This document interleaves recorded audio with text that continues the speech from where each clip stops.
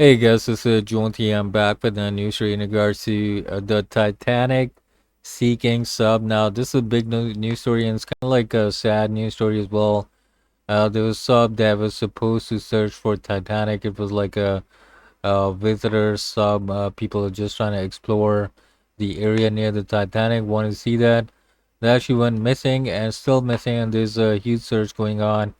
Now, the thing is that there's still some banging noises that are coming from the water near where it went missing, and people are still trying to find it. The Coast Guard is looking for the sub, but this time is running short as well in regards to that finding that sub because obviously the people who are stuck there they have very less air, and you don't know for how long they can survive. So the craft called Titan went missing in the North Atlantic Ocean on Sunday morning, less than 2 hours after being deployed by a former Canadian Coast Guard icebreaker called the Polar Prince.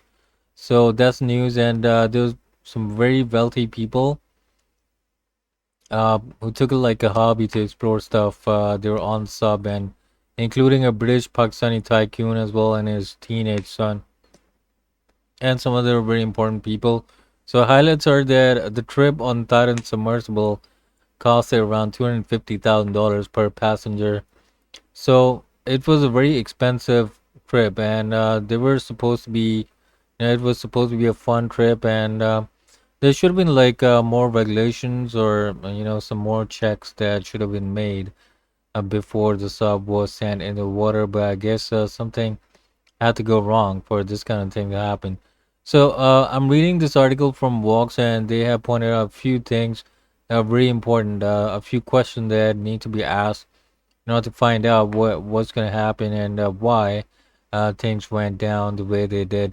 So first one is when and where did the Titanic submersible disappear? After departing from St. John on the eastern edge of Newfoundland on June 16, the Polar Prince dropped anchor roughly 900 miles east of Cape Cod and was scheduled to deploy the Titan at 3 a.m. I think this is Eastern time. I'm not exactly sure, but the morning of the June 18th.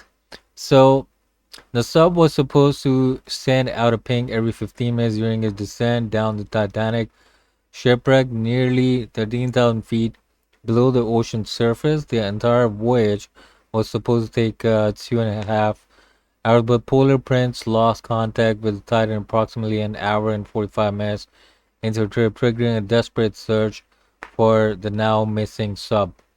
So that's one of the things. And again, there was some very important people on board as well, including a 61-year-old pilot. And then we had the CEO of OceanGate Expeditions. We also had like an engineer with well-documented love for deep sea exploration, and some other people as well, like I mentioned, the Pakistani tycoon as well. So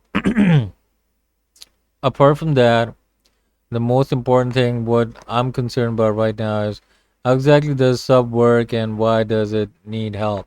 So Titan is not a big submersible, not it is designed for the extended periods of time underwater, are capable for travel to a port without help. For a vessel as naval submarines are, the teardrop shaped vessel is 22 feet long, can carry 5 people, and is equipped with one small porthole window on the front of the vessel. You can probably see that window here as well. So that's the only point of view that people are getting from this sub, nothing else right now. So that's actually one of the scariest thing as well. Once you're trapped in the water and you can only have just one window, a small view outside, and it's probably going to be very dark down there as well. That's one of the things. So yeah, who owns and operates Titan Sub? The Titan is operated by the OceanGate Expedition, the Washington-based private company that offers chartered deep sea exploration of both the commercial. So now another thing that is going down and which is being talked about is about the controller. I'll talk about that as well. Now this is like very strange. It could be strange. I don't know. But the missing submersible was run by a video game controller. It's like I don't understand that, man. There has to be like a specialized controller for that. So This is the kind of controller that was being used. Looks like a PS3 controller that is a little bit, customized. So video game controller OceanGate CEO Stock Rush said runs their submersible. So again, in 2022, when CBS News correspondent David Pogue took a trip inside OceanGate's one-of-a-kind carbon fiber submersible, Stockton Rush, CEO of OceanGate, held up the handheld device, saying, "We run the whole thing using this game controller." So I think this is not a very professional approach. I mean, yeah, game controllers are very good devices. I use them all the time, and they work. They can actually work for you know a lot of things, but they break as well. They're very easy to break down as well, and you never know what could go wrong. So I don't know what's happening there. So it's unclear if the device, which resembles a widely available Logitech F17 wireless gamepad, has been modified or customized.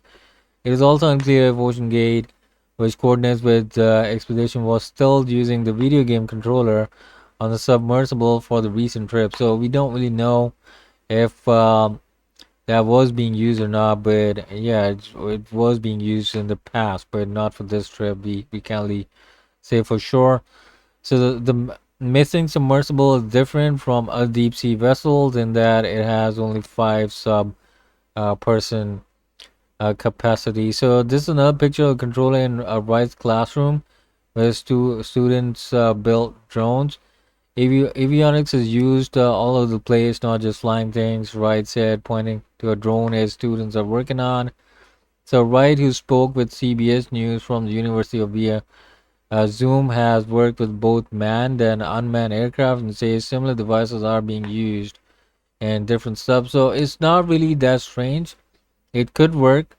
As you can probably see for the US drones as well, there's an Xbox controller. So these things do work. It's not really strange, but anything could go wrong. And right now the problem is that uh, the sub is still missing, and people are still trying to find it, and we don't really have a lot of time left. So hopefully we get some good news about this. That's all I can say. What else can we do here? But this is news in regards to the details in regards to sub, and there's a lot of other things going on. I'm not gonna cover everything in the video right now, but if there is more information coming, I would like to cover that as well in the future video. So with that, John T, I'm signing out. You have a nice day. Thank you for listening and watching.